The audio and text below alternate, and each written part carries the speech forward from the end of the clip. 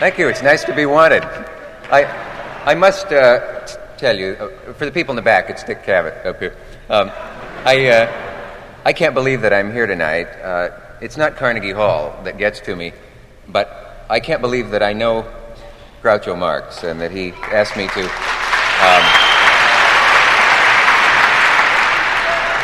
to introduce him tonight, and I'll do that as quickly as possible. I met Groucho Marx on a sunny Sunday afternoon about 12 years ago. He was coming from the funeral of a great friend of his, a man he's often said was his god, George S. Kaufman. We met on the corner of 81st and 5th, and I couldn't believe it, but he asked me to walk down Fifth Avenue with him, and we stopped every so often so he could insult a doorman. And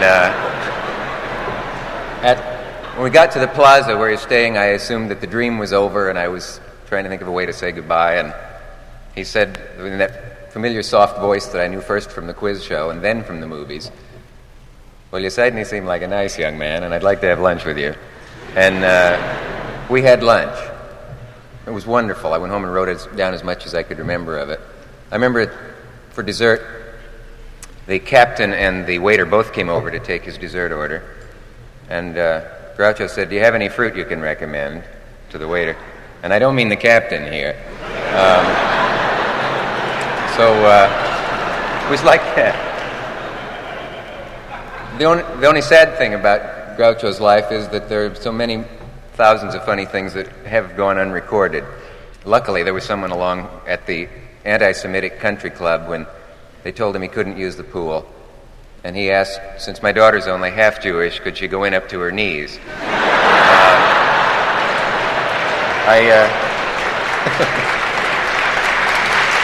I would...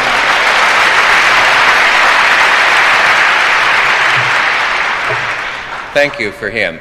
There are a lot of profound things that should be said about Groucho, like the fact that his comedy achieves the level of great art, that he has all the gifts, I think, that a comedian can have. Some of them have a few of them, and he has them all. But that's for people to write about. I was asked to mention one thing. Please don't take any flash pictures. It makes Groucho dizzy, and he could, it's true, he could fall.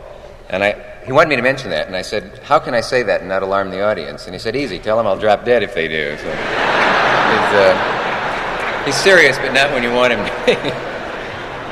Anyway, to get quickly to the part of the evening that you came and paid for, I would first like to introduce a few people that should be mentioned now. Among them, Rufus T. Firefly, J. Cheever Loophole, J. Cheever Loophole. So, hold the applause till the end, please. Dr. Hugo Z. Hackenbush, Otis B. Driftwood, and Captain Jeffrey Spaulding. The one, the only, Groucho.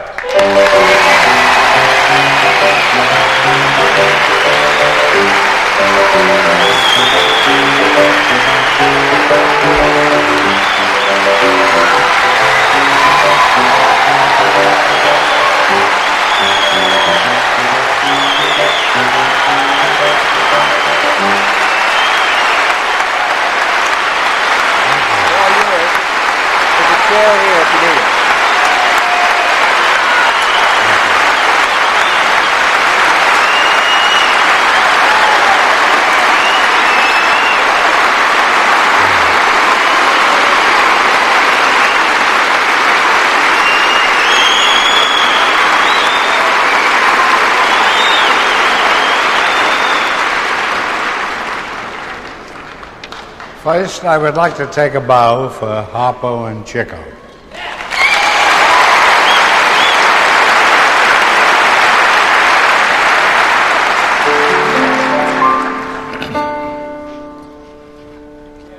Hello, I must be going. I cannot stay, I came to say I must be going. I'm glad I came, but just the same I must be going. For my sake you must stay, for if you go away, you'll spoil this party I am brewing. I'll stay a week or two. I'll stay the summer through. But I am telling you, I must be going.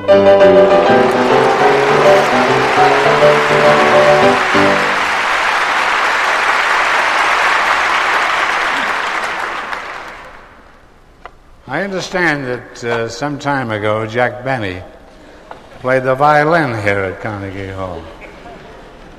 And I thought it'd be a good idea to take this and break it over my knee and then jump on it.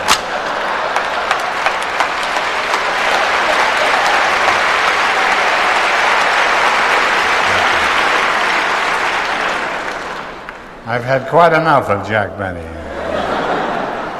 And so is the violin. Well, let's get down to cases. How I got started in show business.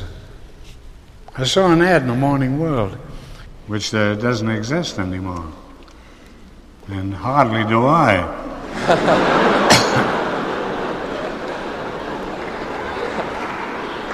The ad said boy wanted to sing. I ran all the way from 93rd Street, where I lived then, to 33rd Street, and ran up 5 flights of stairs. I knocked on the door, and a man came to the door wearing a woman's outfit. Not entirely, just lipstick.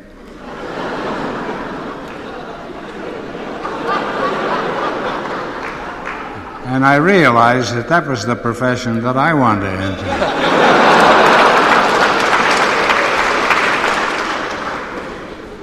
I better start talking about my family first, I guess. There's quite a group of them. Can you hear me out there?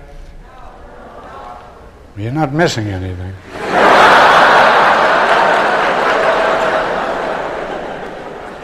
Luckily, I can't hear it either. Well, I had a family. I had Harpo played the harp. That was pretty obvious. And Chico was what they used to call a chicken chaser.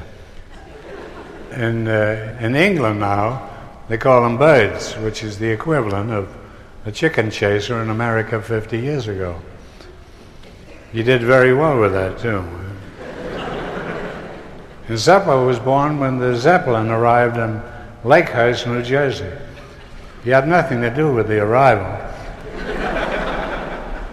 My other brother, Gummo, it's not his real name. His real name was Milton. It seemed like such a silly name. And we used to call them gumshoes because somebody had given him a pair of rubbers. In a nice way, I mean.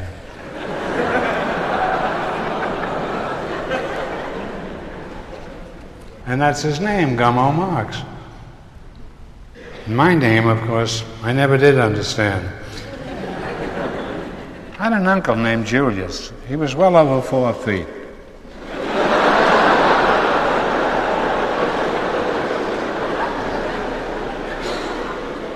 And I was named after him because we were under some peculiar impression that he had money. As a matter of fact, my father wanted to throw him out of the house. But my mother said, no. I remember I read a story once in which a man was supposed to be broke. And when he died, he left a lot of money, so they named me Julius. He never worked anyhow. He was just in the house sitting there. He finally died. And he left a will. His will consisted of a celluloid dicky, an 8-ball, and 3 razor blades. And besides, he owed my father $85, which he never did get from him. Then we had a sister. She wasn't really our sister. She was an adopted sister. The father of that sister had gotten a look at this girl and fled to Canada. And we never saw him again. But the girl stayed with us. And her name was Polly. She wasn't a bad-looking girl, but her rear end stuck way out. You could play pinochle on her rear end.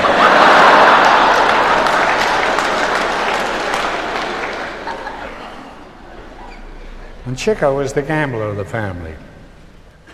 He pawned everything. My father was a tailor, and a very bad one.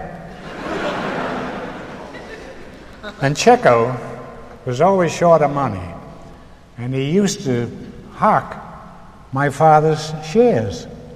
So whenever my father made a suit, of course it didn't fit. And the shares would be hanging up in the pawn shop on 91st Street. Chico got a job at Klauber, Horn and Company. They used to manufacture paper, different kinds of paper. And Chico never brought home a salary because he was always in the pool room or he was someplace, and he never brought a salary. And my father told him, he says, next week, if you come home without your salary, I'll kill you. They had a very close relationship. Chico didn't know what to do. His father was laying for him. In a nice way, I mean.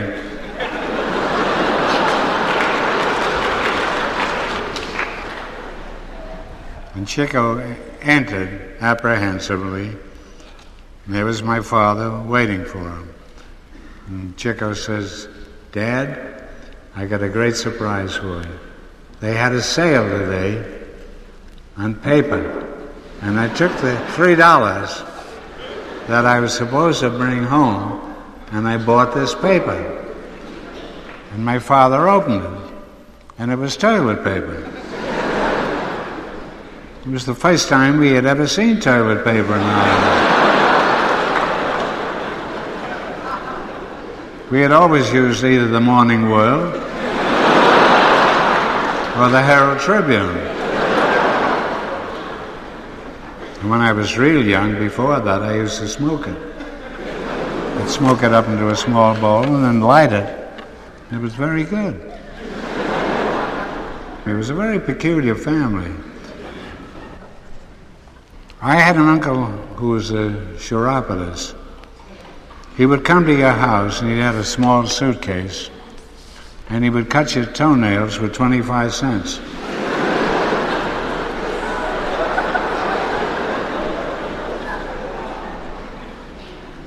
Then he got a job. Because there's not much money in cutting toenails for 25 cents. And it was cold, it was winter. So he got a job setting fire to hotels in the Catskills.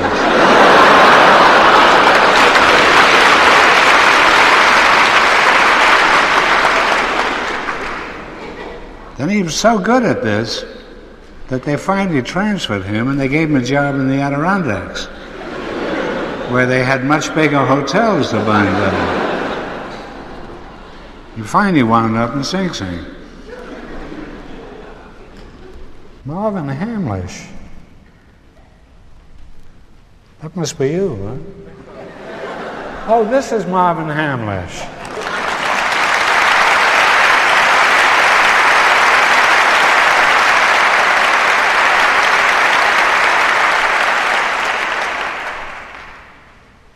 Now I'm going to sing you a song written by my good friend, Harry Ruby. It's called Timbuctoo. Are you ready to play this? Always ready.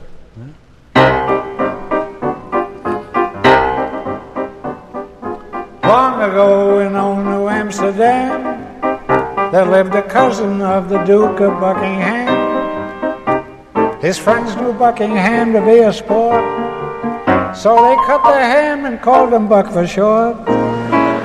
One day Buck met a little cluck and he whispered, "Ducky dear," in accents loud and clear, "Please marry me, my dear."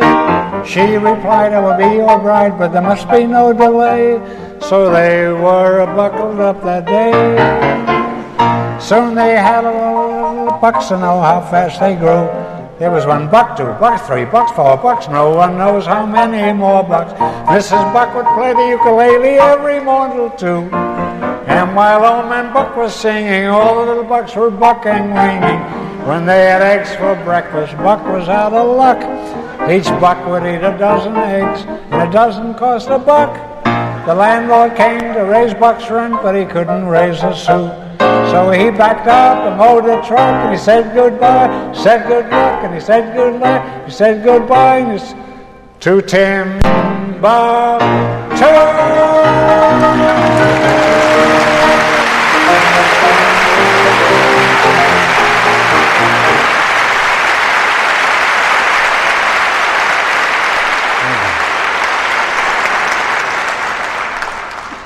I muffed a few words in there, but it's such a crazy song it doesn't make any sense.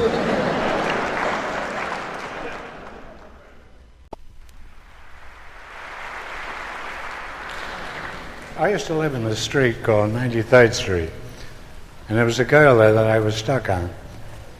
She was almost 15 years old, and I used to go out every morning and buy bread from my mother.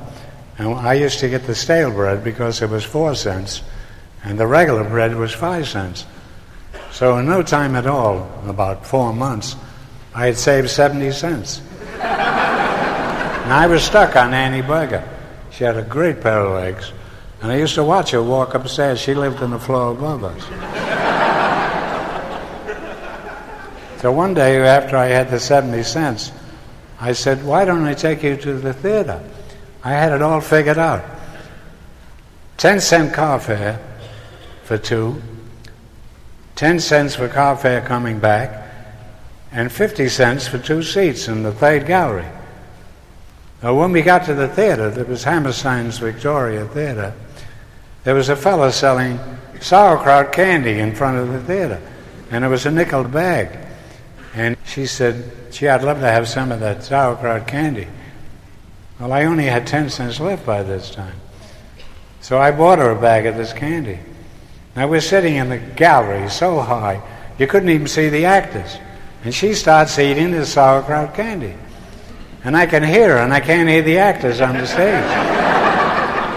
And I could have killed her. I thought she'd offer me a piece. But she didn't. So when the show was over, by this time she consumed all the candy. And we got outside, and I said, "Annie," it was cold. It was real cold. Had been snowing all that day. I said, "Look, you had sauerkraut candy, didn't you, in the theater? You never offered me a piece of the candy, did you? Now, I only have 5 cents left, and we got to go all the way to 93rd Street. Now, look, I care a great deal about you, but I don't want to walk to 93rd Street." I said, "I'll tell you what I'll do. I'll toss a coin up, this nickel that I had left, and you holler heads or tails. She hollered heads, it came down tails, and she walked home. I didn't see her again for 10 years.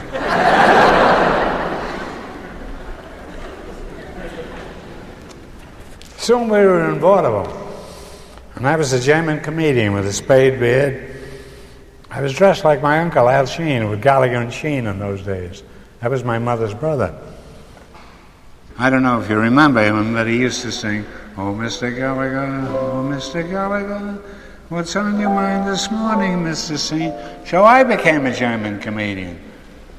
And we were playing in Shays, Toronto, when the Lusitania was sunk in the First World War. I was supposed to sing a song, a German song. I was afraid if I did, they were going to kill me, that audience. I'm going to sing the song for you now.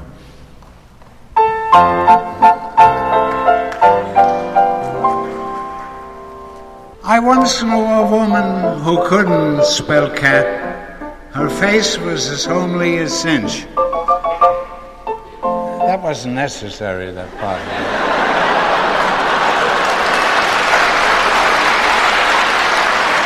Can I try it again? Let's keep it on a high basis. Can I try again? Can I get another crack at it? Okay. Thank you. I once knew a woman who couldn't spell cat. Her face was as homely as cinch. In winter she always wore last summer's hat, and a size 11 shoe was a pinch. When she played piano, strong men would faint, and weak men would cry out in grief. And as for her singing, well, it made you feel that it wasn't so tough to be deaf. But with all these things that the people would say, her voice and her looks couldn't drive them away. 'Cause, how that woman could cook. Her bread was like angel fool's cake. She could take soup meat and give it one look, and right away it was porterhouse steak. Her pfannkuchen, what a beautiful dream. Her tripe was like peaches and cream, and with the table between us, she looked exactly like Venus. Oh, God, how that woman could cook.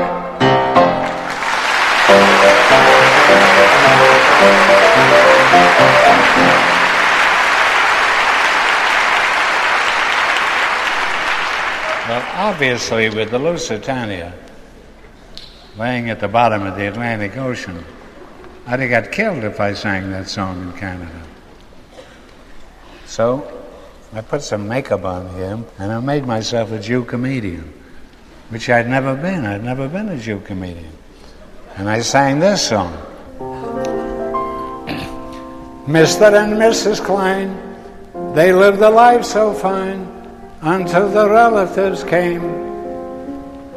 Uncle and Tante Wolf brought all the little wolves. Like wolves, they lived up to their name. 1 week went by, Klein started to cry. It looks like the wolves mean to stay. So he told his wife one night that while they were sleeping tight, let's leave him and he'll run away. Say, it's better to run to Toronto than to live in a place you don't want to. With 20 wolves in front of me, my house looks like a menagerie. Imagine the cheek from the tante to bring all them wolves from Toronto, and oh, how they can eat at least a pound of meat. Say, they take what they want, but they want to. Just think what the bills will amount to. Every day they're growing more and more. They eat 1 meal a day, that's right. They start in the morning and finish at night.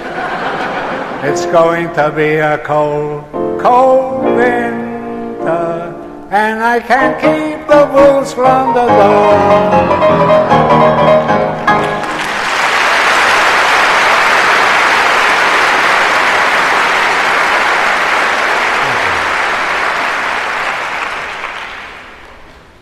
When I was over in London some years ago, I did a quiz show over there for a while. It wasn't too successful, but the American ambassador, he liked me because I used to be funny and crack jokes. And Jackie Onassis' sister, Razawell, you may have seen her. She's been on TV a few times. She's a very pretty girl. And she had a husband who was Polish. He was well over 4 feet. And I told him a story. This is the story. It's about a hooker. You all know what that is, I guess. I'm sure sometime in your life somebody has seen one. It was a story about a girl who picks up a Pole and takes him home and feeds him, gives him dinner. They go to bed that night, have a great time. Next morning, she helps him get dressed, puts on his uniform with his big epaulets hanging on, and he starts to leave. And she says, just a moment, what about money? And he says, a Polish officer doesn't accept money.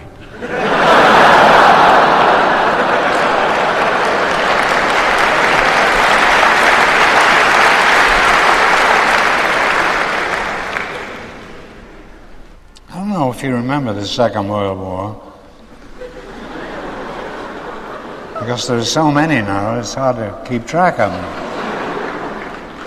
Well, during the Second World War,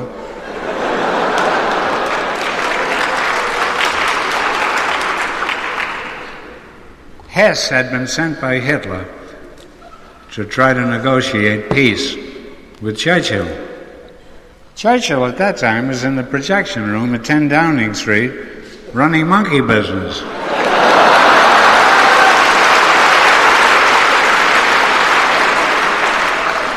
He sent an orderly to the door. He says, tell him to come back after I say monkey business and we'll discuss business.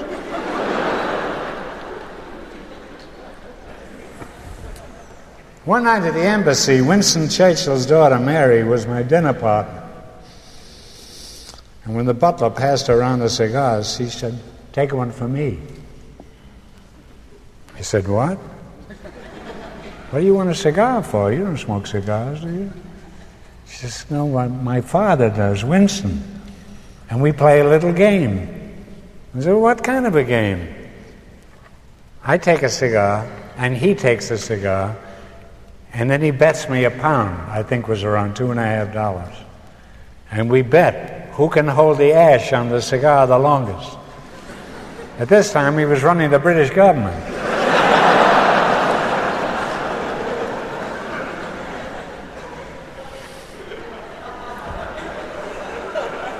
No, you never think of a man like that. Trying to win $2 from his daughter.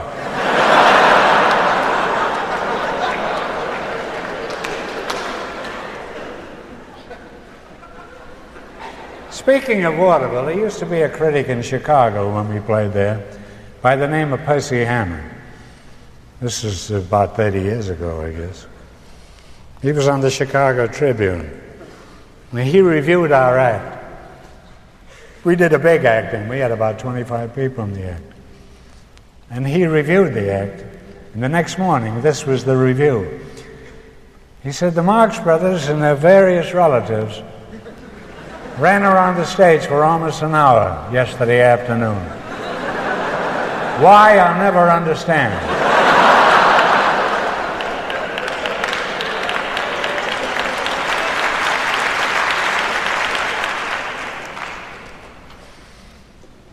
He was a tough guy.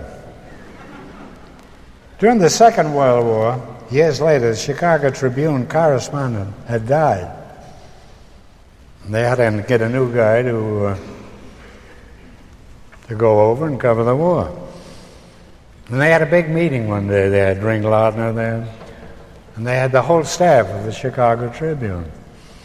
And somebody suggested sending Percy Hammond over, this critic who had reviewed our act. And Ring Lardner says, no, you can't do that. Suppose he doesn't like the war.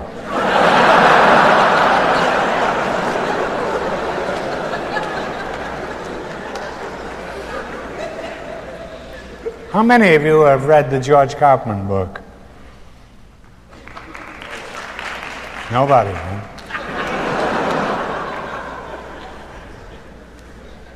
He was a close friend of mine. He was a hell of a playwright. And he was also a show doctor.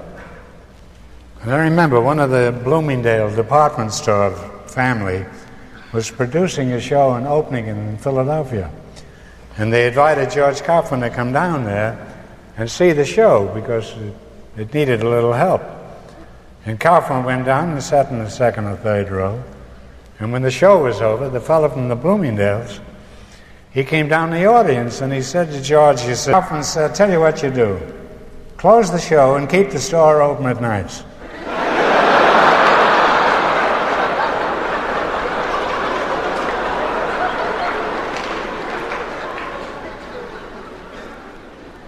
I was playing the Palace Theater once, and Sarah Bernhardt was on the bill. She was one of the first great stars to play the Palace. She insisted on getting $1,000 in cash before she appeared.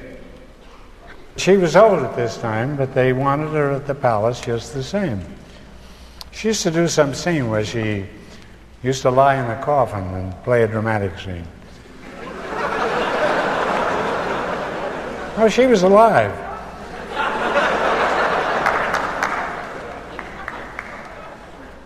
She only had one leg. Did you know that? She was getting $1,000 before each performance. I had two legs, and I was getting $50 a week.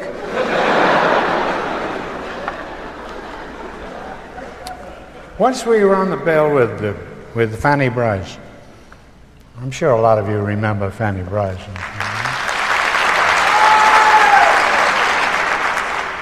She was quite a performer. And on the bill, too, there was an act called Swayne's Rats and Cats. Now, you wouldn't believe that, but that was the name of the act. And they had a miniature racetrack on the stage. And the rats were dressed as jockeys, and the cats were horses. It was an incredible act, imagine it. Teaching these cats and rats to learn all this. And they wore the uniforms, too. And one day, while they were doing the act, there was a scream came from Fanny's dressing room. And Swayne ran in there. And he had a Turkish towel with him. He didn't know what he was going to... Fanny Brice is standing on a chair, frightened to death, got her clothes away up. Swayne grabs this rat. It wasn't one of the rats from his act. This was a sewer rat that had got into the theater. Well, Swayne captured this sewer rat. And the next year, we played on a bill with Swayne again, and this rat was now the star of the show.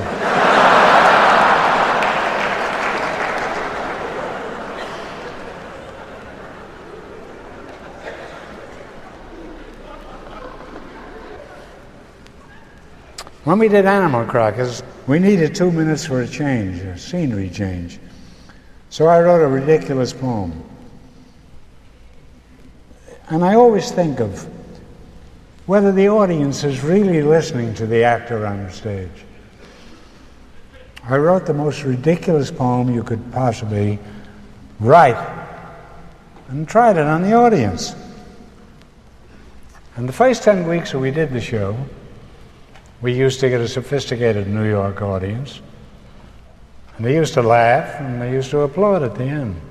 And then you start getting the out-of-towners, people from the Middle West. And they thought I was serious. And this is the way it goes. Did you ever sit and ponder as you walk along the Strand that life's a bitter battle at the best? And if you only knew it and would lend a helping hand, then every man could meet the final test. The world is but a stage, my friend, and life is but a game, and how you play is all that matters in the end. For whether a man is right or wrong, a woman gets the blame, and your mother is your dog's best friend.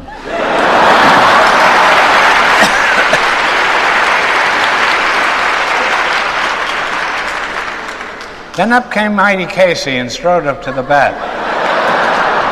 And Sheridan was 50 miles away, for it takes a heap of loving to make a home like that, on the road to where the flying fishes play. Then I used to take a chair, which the vaudeville actors used to do in those days, and I would start walking off the stage.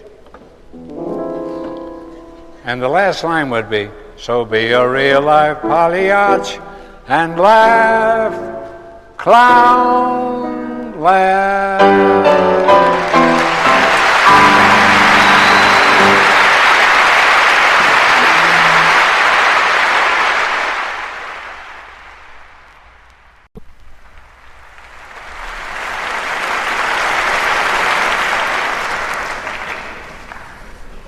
I had a great friend in England. His name was T.S. Eliot, the poet. Well, there are people out here who might not know that he was a famous English poet. As a matter of fact, he was born in St. Louis and moved to England. He wrote me a letter, and he said, "I'd like a picture of you with a cigar on it." You know, one of these. So I sent him a picture of me, and he retained it. He says, "I want a picture of you smoking a cigar." So I sent him one smoking a cigar, and we got very well acquainted. And I had read up on T.S. Eliot, Murder in the Cathedral, and a few things like that, and I thought I'd impress him. And all he wanted to talk about was the Marx Brothers. That's what happens when you come from St. Louis.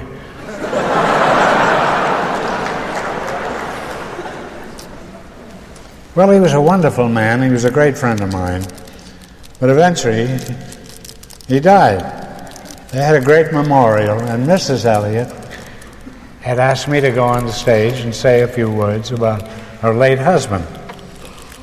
So I went in around 4 o'clock in the afternoon, and the stage door was locked, and I went through the front of the theater, and I walked down the aisle. And it was Stygian darkness there, and I couldn't see anything. I don't see too well anyhow. Is there anybody out front? At any rate, I finally felt my way down to the front row.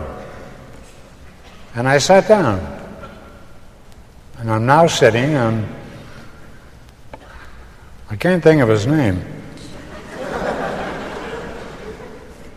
It'll come to me in a couple of hours.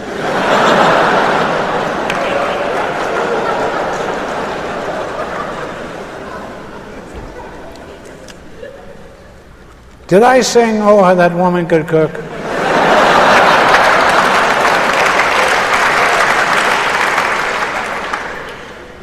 No, it was true. I was sitting on Cantatinen's lap. It was dark. So he says, "Take the next seat." So I took the next seat, and I'm now sitting on Laurence Olivier's lap.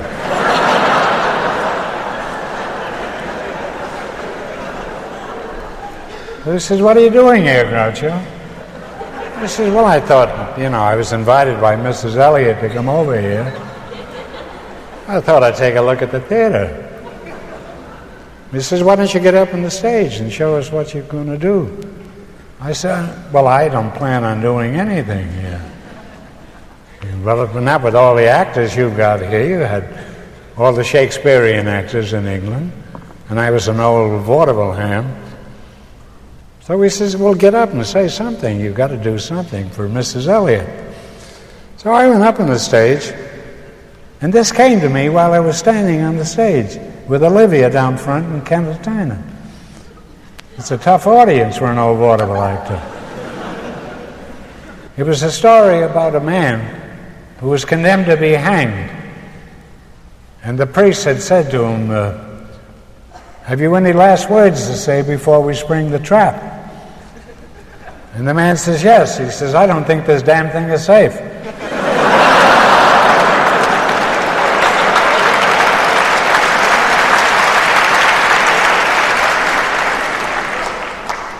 I did a bond tour during the Second World War. was Hope and Crosby and Cagney, most of the big stars. Desi Arnaz. Yeah, that was one of them. We were raising money. And we played Boston and Philadelphia and most of the big cities. And we got to Minneapolis. There wasn't any big theater to play there. So we did our show in the railroad station. Then I told the audience that I knew a girl in Minneapolis. She was also known in St. Paul. She used to come over to visit me, and she was known as the Tale of Two Cities.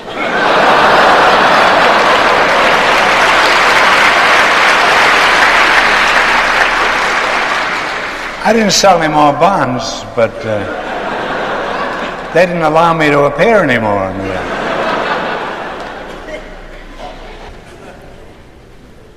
There were times when I used to wear a mustache, and there were times when I didn't. I got tired of wearing it, and I would take it off, because if I didn't have a mustache on, people didn't bother me in the street. So one night I went to the Winter Garden, and Houdini was appearing there, and I was sans mustache. That means without. Got to watch yourself in the Winter Garden. At any rate, I'm sitting in the second row, and Houdini is now doing a trick. He would take some needles and put them in his mouth, and a spool of thread, and then he would thread the needles. So he asked for a volunteer out of the audience. Now, who do you think went up on the stage? And he opened his mouth wide. I want to prove that there's no trickery to this trick. What do you see in there? And I said, Pioneer. And left the stage.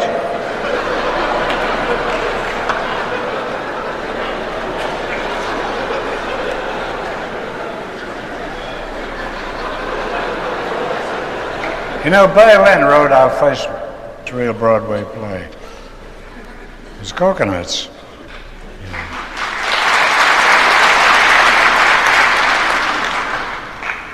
And George Kaufman hated music, even when he wrote the Pulitzer Prize play with Morrie Ryskind. He didn't like songs because it got in the way of the jokes. So this got Berlin angry. And he went home that night and he wrote a new song. He said, you didn't like the song in Coconuts. I wrote a new song for you. And he played it for Kaufman. And Kaufman said, it stinks. And this is it.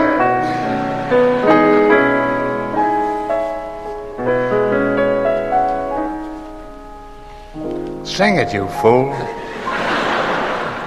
Let's hear it.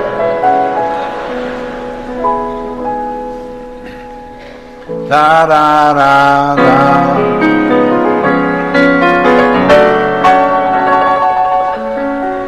Not for just a day, not for just a year, not for just a week or something, but always.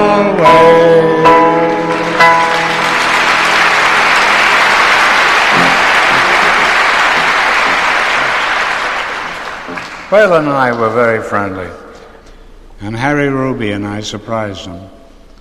We sang one of his songs, which he hated. It was a song from the First World War. And the song went like this.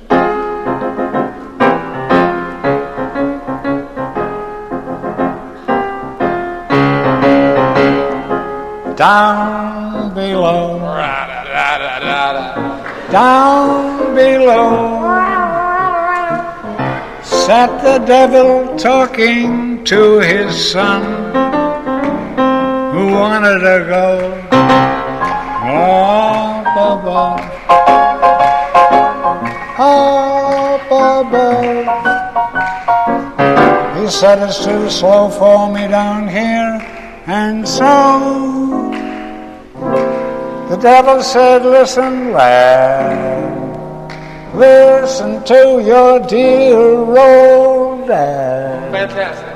Fantastic. You stay down here where you belong. The folks above you, they don't know right from wrong. To please their kings, they've all gone off to war. But not a one of them knows what they're fighting for. Way up above, they say that I'm a devil and I'm bad. But the kings up there are bigger devils than your dad. They're breaking the hearts of mothers, making butchers out of brothers. You'll find more hell up there than there is down here below.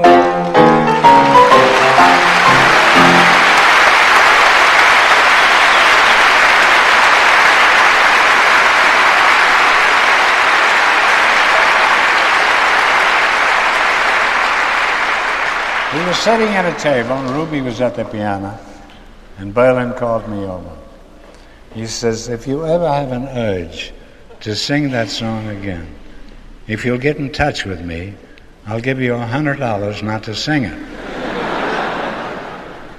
But I still sing it. Because I think it has 4 wonderful lines in there. And it applies today just as much as it did 40 years ago. They're breaking. Have you got a key you're not using? They're breaking the hearts of mothers. They're making butchers out of brothers. You'll find more hell up there than there is down here below.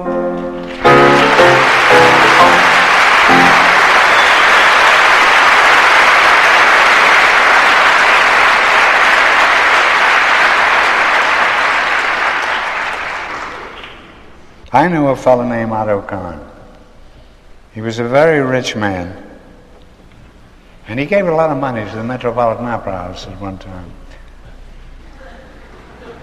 And his close friend was Marshall P. Wilder, who was a hunchback. And they were walking down Fifth Avenue, and they came to a synagogue.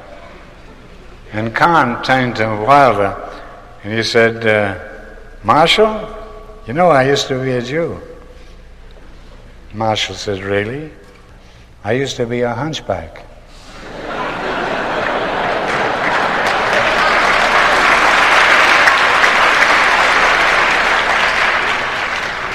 Now we get to W.C. Fields.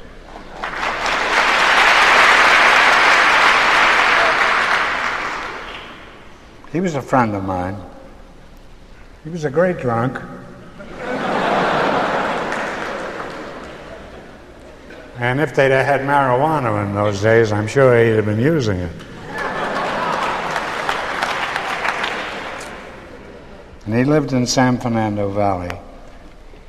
And he always carried a BB gun. And he sat in the bushes, and when the tourists would go past, he would shoot at them. One day he allowed me in his house. And he had a ladder there, and it led up to an attic. And in this attic, he had $50,000 worth of whiskey, unopened cases of whiskey. And I said to him, Bill, what do you get that booze there for? We haven't had prohibition in 25 years. He says, it may come back.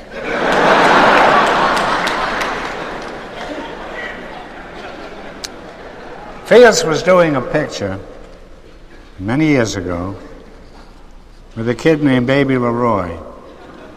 And in those days, you had to have a nurse on the set. This was one of the rules in the movie industry. So the nurse had to go to the bathroom. Even nurses do that occasionally. And Field says, look, I'll take care of the kid. You just go to the bathroom.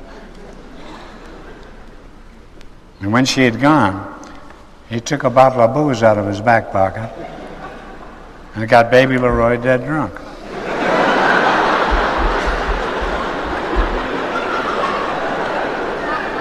And they had to close the show for the movie for 3 days until he sobered up. There used to be a girl actress in Hollywood. She was an actress, a very pretty one too. And she always wore an anklet. And I'd have it around here. And on this anklet, it said, Heavens Above.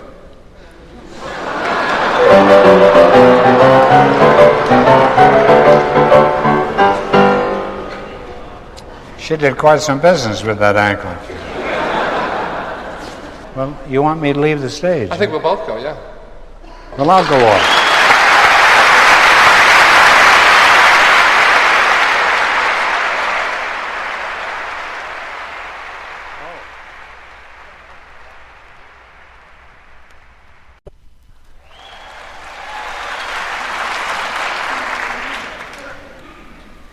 Years ago, there were many songs written about mothers. You know, like Mammy and Island Must Be Heaven. Mom, they're making eyes at me, my mother's eyes. But nobody ever wrote any song about fathers. Father was the town schlemiel in almost every place. He was nothing. Mother was the boss.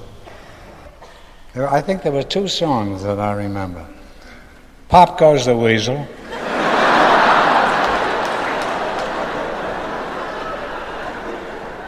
And Oh, What a Crumb Is My Old Man.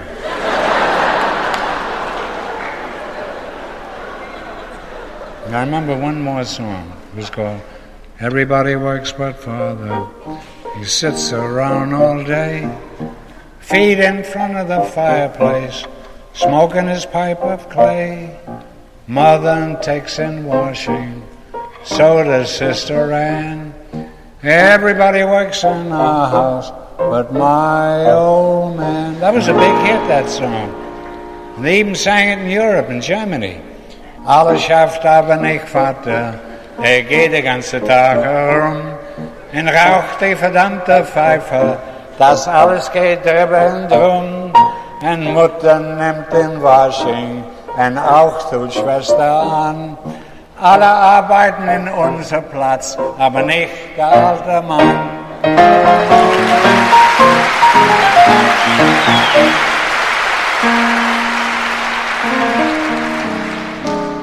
I have a friend in Hollywood. I think I do. I'm not so sure about it. His name is Harry Ruby.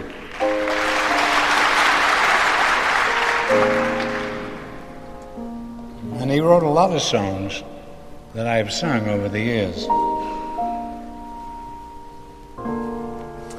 Today, Father, is Father's Day, and we're giving you a tie.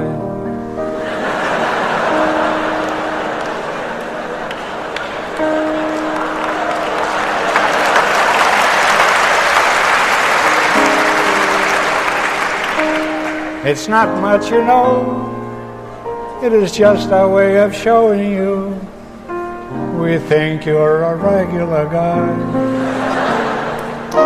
You say that it was nice of us to bother, but it really was a pleasure to fuss. For according to our mother, you're our father, and that's good enough for all. Yes, that's good enough for all.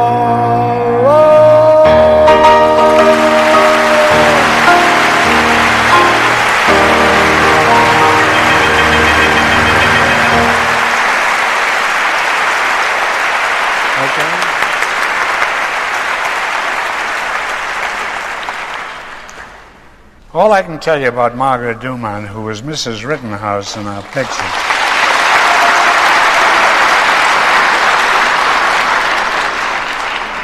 We did a picture, it was a war picture.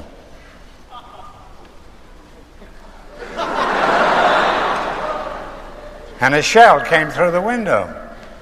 And I rushed over and pulled the shade down. And she said, "Otis, what are you doing?"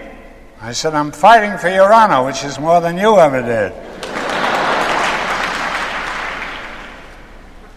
Then we were on a boat. And I had 2 suitcases. Mrs. Rittenhouse was in back of me. And she said, "Otis, have you got everything?" And I said, "I haven't had any complaints yet."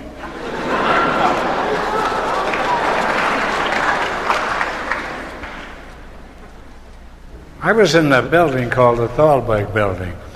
It was a building that was built to honor Irving Thalberg, who was our producer at MGM. And a woman backed into the elevator. And this woman was wearing a hat. I have nothing to do, I'm bored.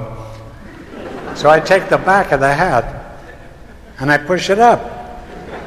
And I turn around, it's Greta Garbo, the biggest star in all of show business. I didn't know what to say. And finally I said, "I'm terribly sorry, but I thought you were a fellow I knew from Kansas City."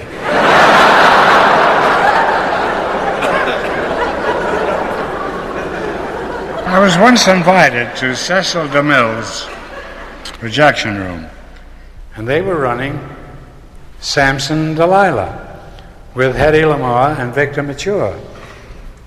I'm sure many of you had seen that picture sometime or other. So and Cecil DeMille came up to me when the picture was over, and he said, "How did you like the picture?" I said, "It'll be a failure." And he said, "Why? Why will it be a failure?" "Well, because he got the characters wrong. Victor Mature has much bigger knockers than Hedy Lamarr." And they never asked me at the Paramount again.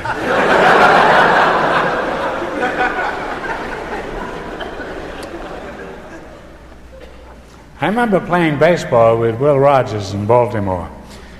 In those days, on the Keith circuit, they used to have teams. And our team would be the Marx Brothers and a few other players. And Will Rogers was playing second base. And I got on first base, and I ran to second base, and I slid in there. And Will Rogers was standing about 20 feet in front of second base. And he turned around to me, and he says, "You're out." I says, "How can I be out? You got to touch me with the ball on second base, don't you know that?" And he said, "Groucho, at my age, wherever you stand is second base." That's a true story. I've always had trouble with priests. I was married by a rabbi, I think. I'm not sure of that. I think my grandfather had bought a speech for $5, and all the brothers used that speech. "My dear parents, for many years you have toiled and labored for my happiness." We had no idea what the hell we were talking about. But we did the whole thing, and it was only $1 apiece for each speech. I was in the Plaza Hotel, and there's a priest standing there. And he recognizes me. He says, "Aren't you Groucho Marx?" And I said, "Yeah." He says, "My mother's crazy about that quiz show you do." And I said to him, "I didn't know you fellas had mothers."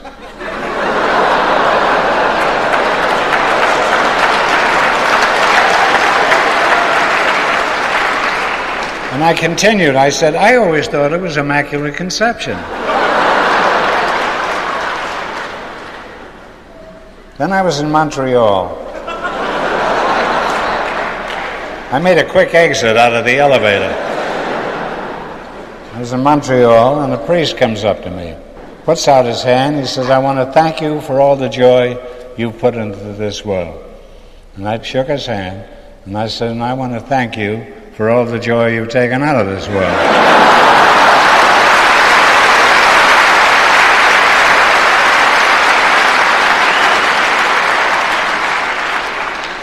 He said, could I use that next Sunday in my sermon? I said, yes, you can, but you'll have to pay the William Morris office 10%.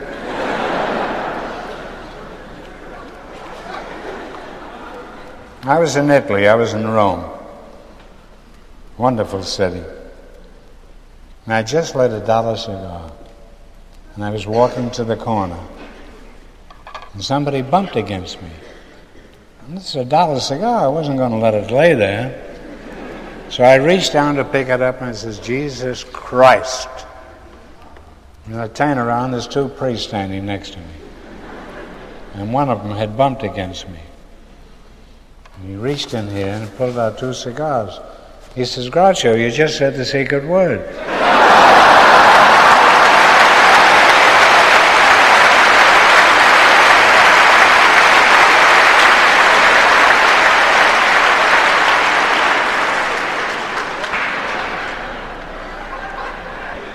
I think we ought to sing Show Me a Rose.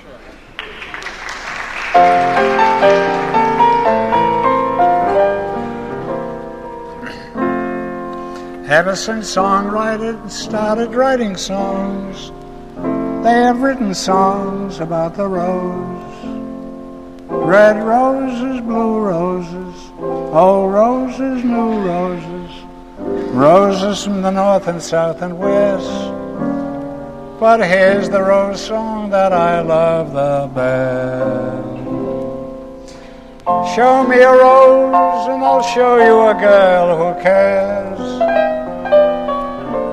Show me a rose or leave me alone.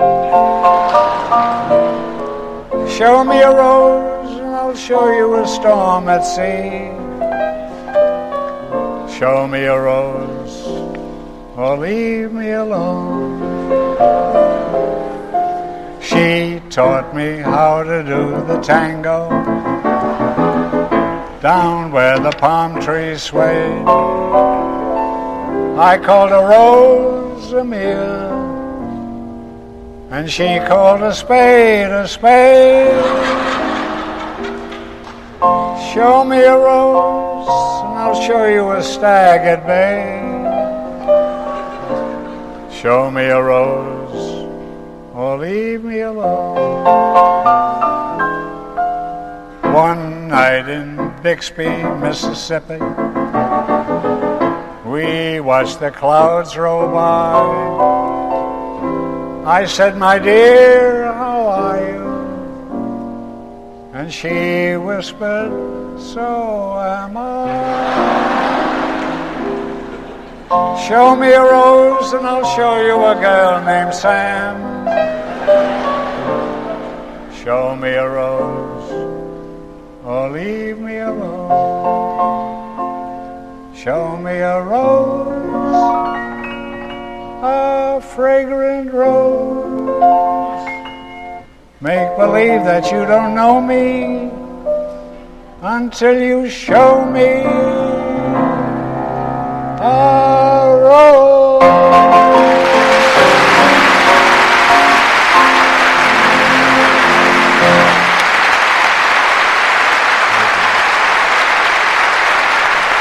Everyone do it.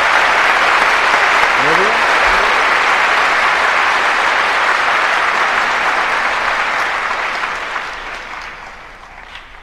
La la la la la.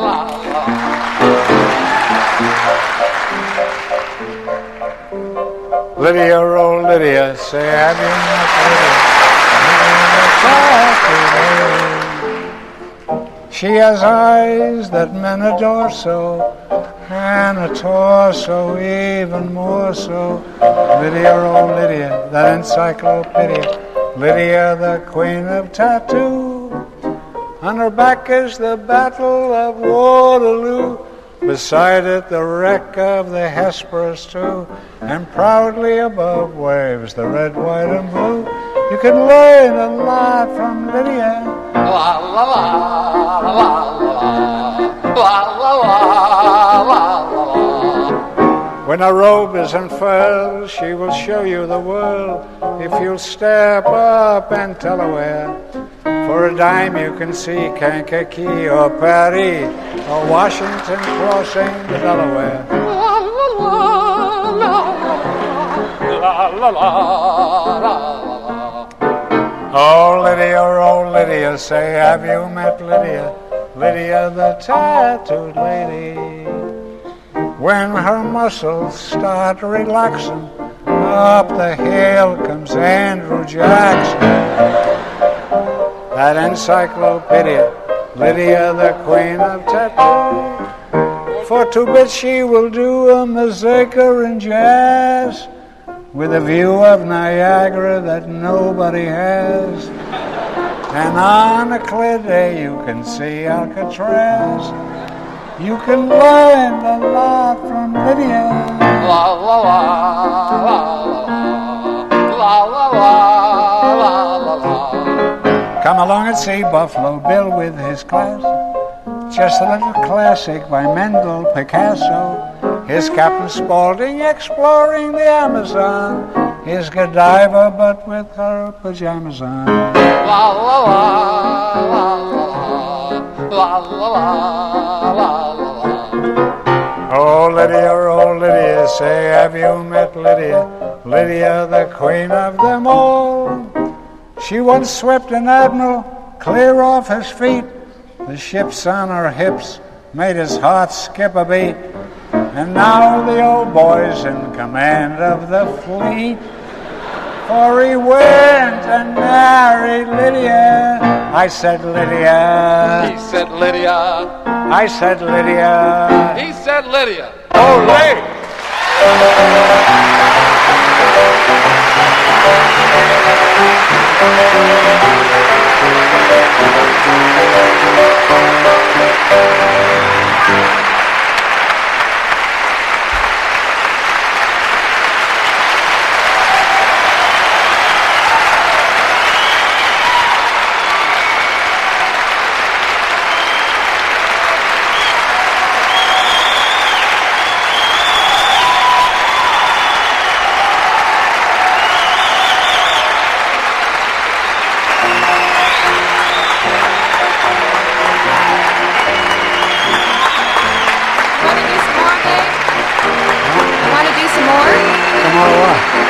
Done it.